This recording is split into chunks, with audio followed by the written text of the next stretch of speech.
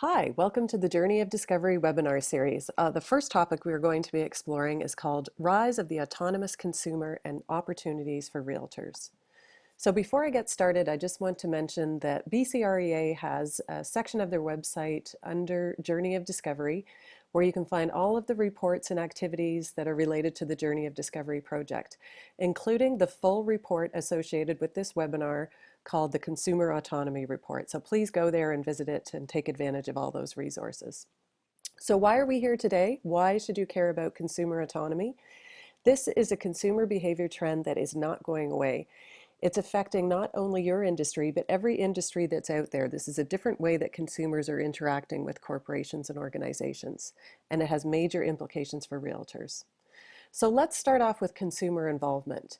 So you guys are actually really lucky in the real estate industry. Consider the situation if you were insurance or antivirus software where consumers roll their eyes and want nothing to do with it, and it's very hard to get their attention. When it comes to real estate transactions, consumers are spending a lot of time, energy, and brain power thinking about the transaction process. So that's a good thing for you. So you've got their attention. So how do you create an engaging brand? Well, let's look at a classic case study, which is Nike. I mean, here is a company who not only has inspirational and motivational advertising, they have a multi-pronged approach for how they engage with their consumers. They have a product that's called Nike ID, where you can go online and you can create your own shoe. You can create the type, whether it's indoor, outdoor, basketball, volleyball. My daughter went and did this. She created this amazing shoe. It looked completely relevant to her, but absolutely nothing I would ever want to wear, that was bright and colorful and had patterns and had her name embossed on it, and she owned it. There's no other shoe out there that would be like that. The other thing they do is they have Niketown, which is a on-site facility where you can go and you can play basketball, you can try out your golf shoes, you can actually try their products out and be able to start to use them, which creates attachment with them. One of the other things they do is they have Nike Plus, which is a running community where you wear a device that tracks how fast you go and how far, and you can upload it and compare to other people who are part of the community and challenge them. All different ways to bring the customer into the process and involved with the brand.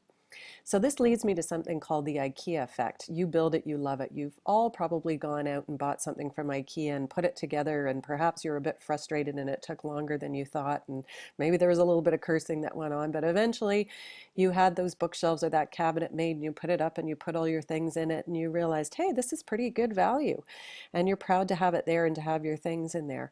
Well, this applies to other aspects as well. And it's not just products, it can be services. So when people are involved in building something, they tend to like it more. They tend to value it more. They're willing to pay more for this. So this has led to something called co-creation that a lot of companies are doing, involving consumers in the process of creating new products and services. So here's a terminology, DIY engagement. Now you may think that this is an oxymoron. You know, isn't DIY all about them doing stuff on their own, and how do we engage them? But this is the trick. You want to engage consumers on their own terms. So lots of organizations, lots of companies are providing these DIY tools. This is an example called IntelliMortgage, where you can go and build your own mortgage. It's got all the variables and the criteria you want to put in there, what the terms are, etc. And it comes forward and you can get quotes and decide if you want to get this. But what they also have is click over here if you want to talk to a mortgage advisor. So they've got the full spectrum there, and this starts to become a really important way to not only engage customers but create leads. So I want you to keep your opinions open about how to look at DIY and engagement. So this leads us to consumer autonomy. Here I am, I've been talking for a while and I'm just only getting to the definition now. Basically, this is independence of the consumer. They want to have an unbiased way to rationally go out and choose the products and services that they're using. This is the psyche that's out there now, and this is because they want an unbiased process and they want value for service.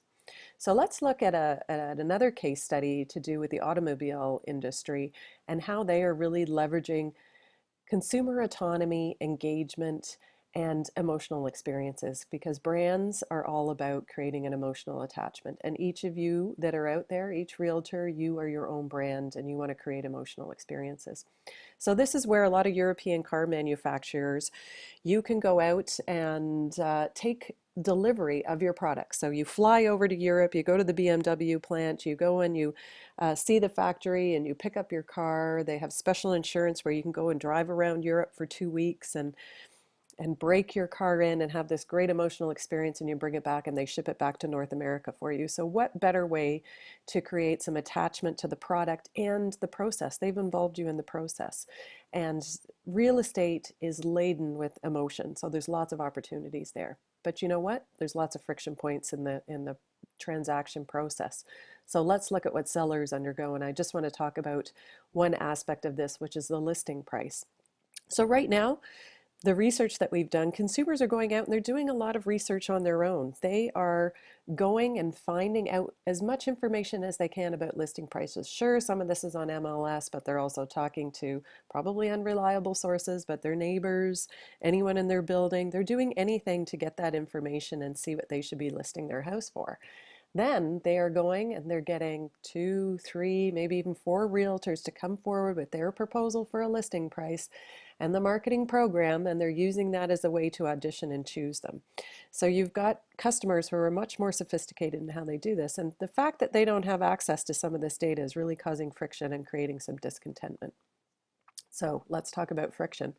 Let's look at a company who is a master at reducing friction in the transaction process, Amazon. So very early on, Amazon realized that there were points in the transaction process for them that was stopping customers from doing transactions or more transactions. So shipping costs was one example of this. They realized that this was a point of friction, so they had free shipping if you bought $25 or more. They also implemented Amazon Prime, which is a membership where you pay $99 a year and you get free shipping, no matter how many transactions, no matter if you bought, $5 worth. Now, the image on the left is a girl speaking into a device called Amazon Dash, and this is a device that has voice recognition and it has scanner technology.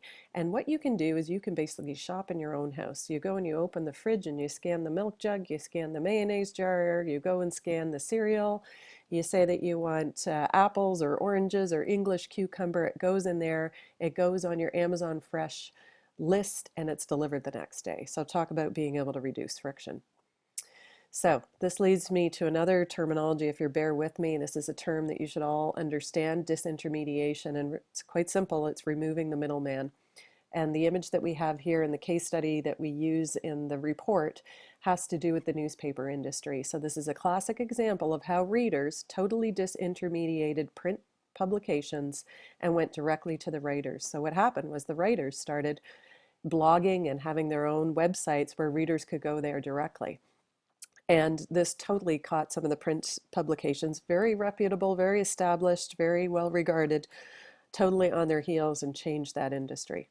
So disintermediation, why does it happen? Generally what happens, it's perceived value. And when you get low value, consumers are smart. They're going to try to get around it. If they don't feel they're getting value, they're going to look around and see if there's any way they can circumvent the process. So I ask each of you out there, if you were to go and ask your clients to rate you on a scale of 1 to 10, where 1 is poor and 10 is excellent on the value for services received, how many of them would give you a 10? Because they're paying tens of thousands, in some case for high-end properties, hundreds of thousands of dollars. And they are going to expect a high level of satisfaction for that.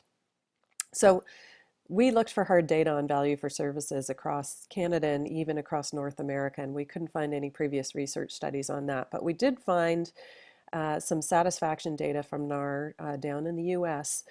And what we found there is that, sure enough, 9 out of 10 buyers and sellers are satisfied with the process. But this is very satisfied or somewhat satisfied. When you actually just look at the very satisfied, it's just over 50%, around 56, 57%.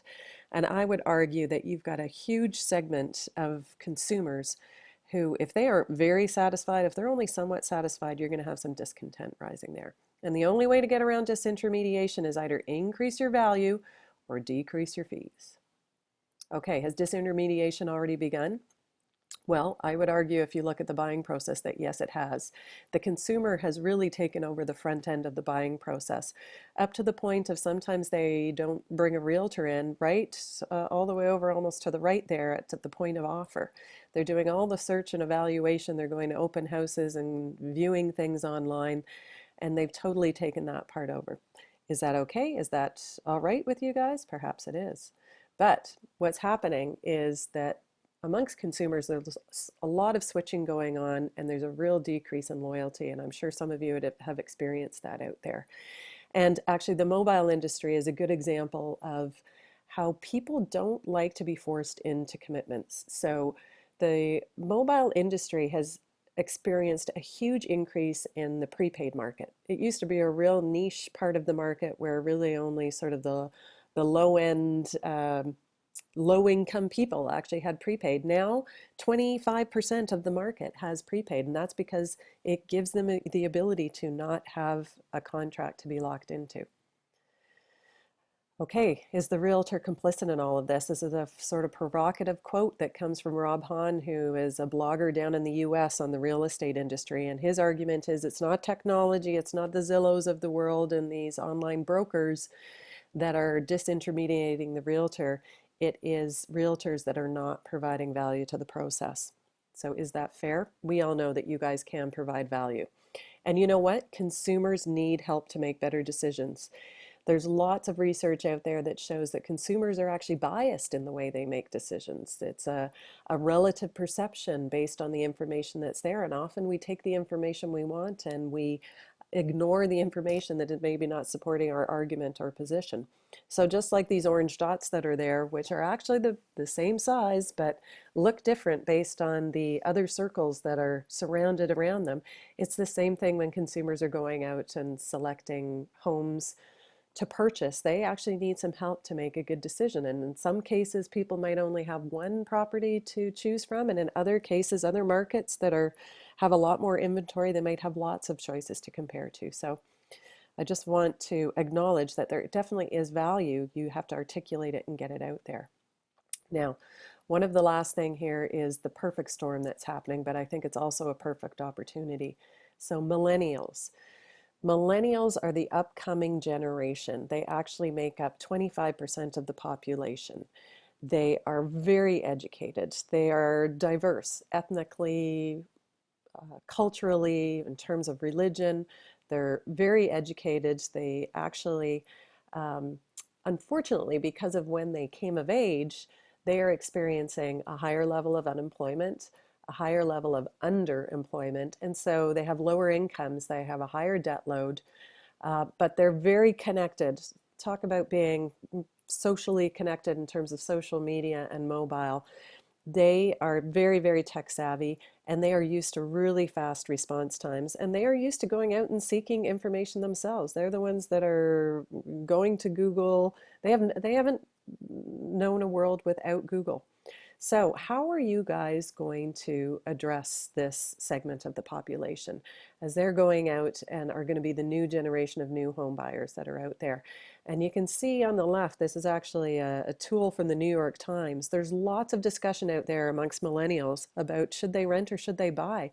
Is it a good opportunity for them? So not only may they disintermediate the realtor, they might just bypass the market entirely. So this is definitely something that the industry needs to figure out as they move forward. So I've gone through a lot of information. There's more information that is in the full report.